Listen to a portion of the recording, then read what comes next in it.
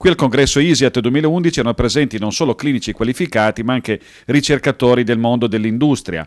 Ci è sembrata quindi un'occasione importante per fare il punto sulle ricerche che hanno portato alla messa a punto dell'acido ialuronico ad alto peso molecolare, parlando con uno di questi ricercatori, il dottor Bailleul, che questo farmaco lo conosce da oltre 15 anni. François, you have been involved with the development of cross-linked hyaluronic acid since more than 15 years. Could you please describe us the story of this development, the story of this compound?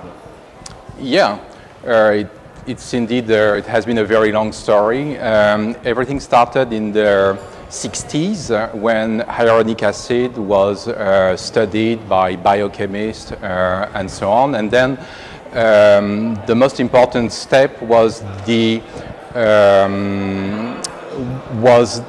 possibility of producing a hyaluronic acid product which could be used in humans.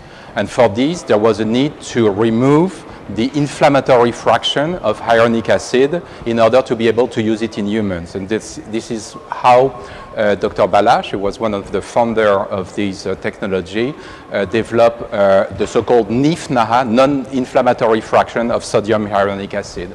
The first use in humans was mostly in ophthalmologic surgery.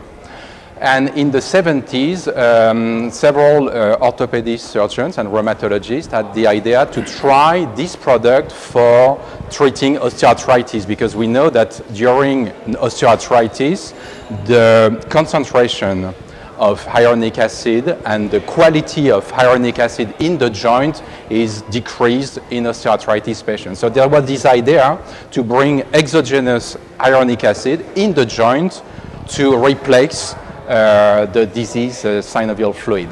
So this started in the 70s with some reasonable clinical success, but there were two questions which needed to be addressed. One was this product had a very short half-life in the joint, so we needed to have something with a longer duration of action in the joint. That was one, and we also needed to have something with a large, big molecular weight, which could mimic the healthy hyaluronic acid that you can find in young patients. And the response for these two questions was the cross-linking of small chains of hyaluronic acid. So the cross-linking of hyaluronic acid chains. With this cross-linking process, we were able to produce hyaluronic acid with longer duration of action in the joint and with high molecular weight mimicking healthy synovial fluid. Which is the technology of the cross-linking? How it is made, the link?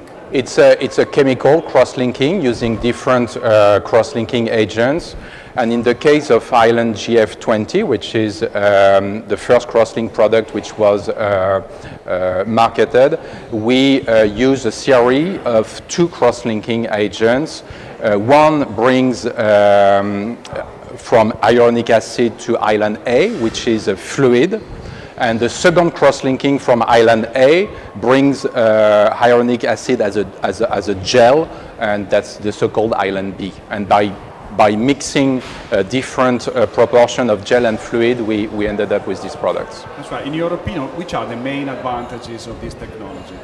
Again, the main advantage of cross-linking is, one, something which can mimic healthy hyaluronic acid as in healthy synovial fluid, and second, something which can have a long duration of action in the joint, as opposed to hyaluronic acid of non-cross-linked hyaluronic acid, which goes out of the joint very rapidly.